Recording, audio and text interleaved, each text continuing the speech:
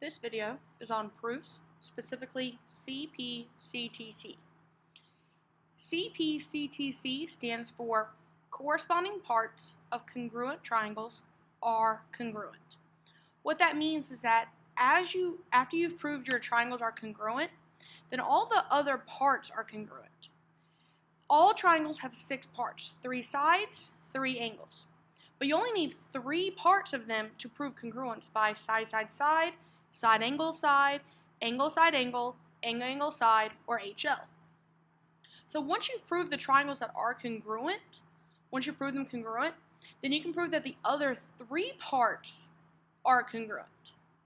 So what you must do, the whole point of this is that corresponding parts of congruent triangles are congruent. You actually have to prove that the triangles are congruent first. You actually have to do this part first, so prove first. You have to prove this part first.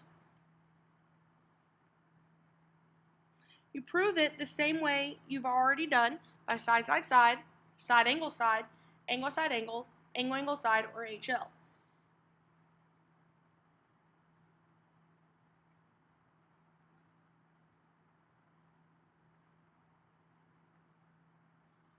You have to have it proven by one of these. Then, once you've proven this, you can prove the other 3 parts. Anything else that it wants you to prove by CPCTC. You have to make sure you do the CT part first. So let's look at an example. This first one says that triangle HEY is congruent to triangle MAN by. So we have to prove that these triangles are congruent by one of these 5 ways.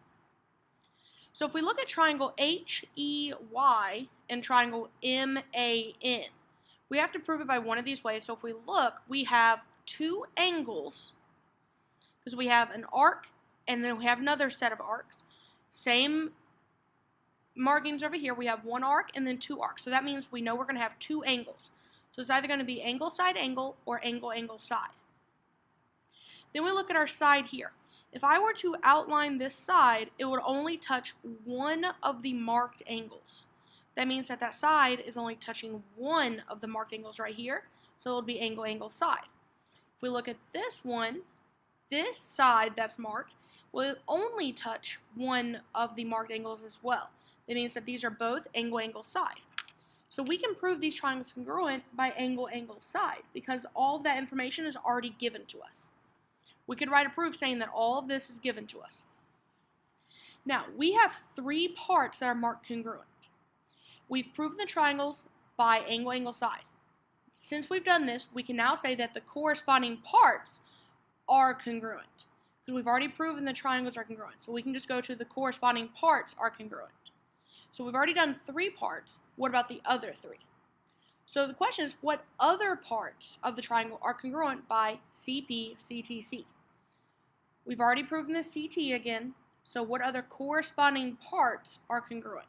They still need to be corresponding, so as you can see, the angle E corresponded to the angle A. The angle Y corresponded to the angle N, and the side EH corresponded to the side AM. That was from the original, so we need to figure out the rest of it. The next part that would probably be the easiest would be the third angle, that last angle. Angle H would correspond to angle M, because neither of those have been marked yet. So we can say that angle H is congruent to angle M because of CPCTC. Because once we prove the triangle is congruent, all the other 3 parts can be marked congruent now because of CPCTC. So now we have all 3 angles. We have angle, angle, and now we have that third angle represented here. So now we have to go to the sides. We only had one side represented at the beginning.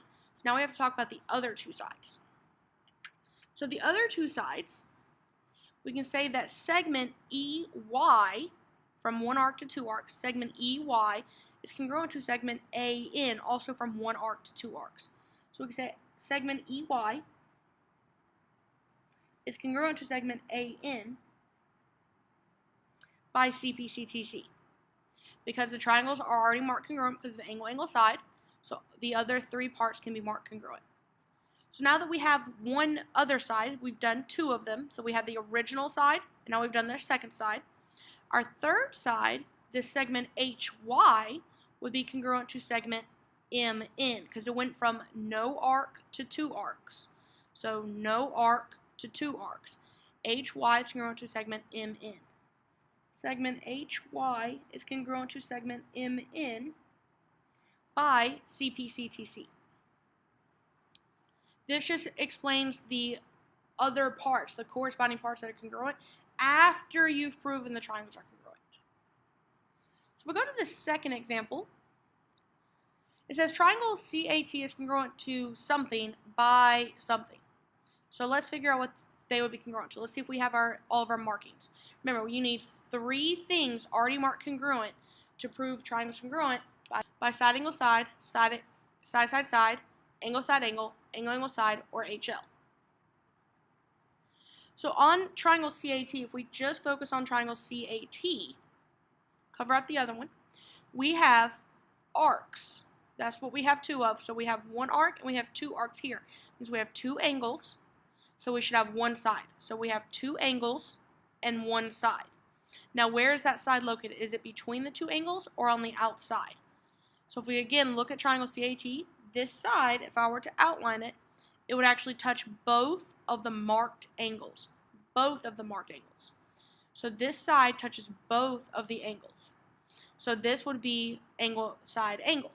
If we cover up the other part, do we have 2 angles and the side touching both of them?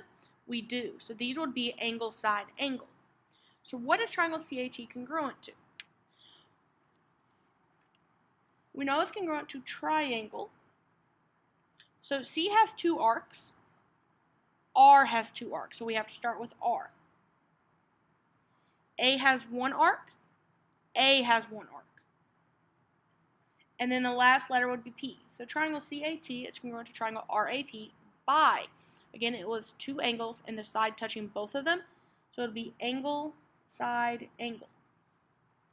We have now proven the triangles are congruent.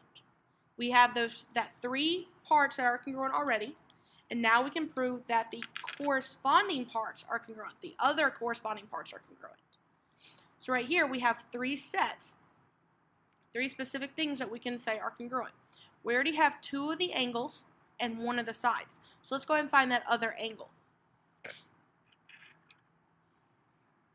We already have C and A, R and A. We already have those. So the last thing we can say is that angle T is congruent to angle P.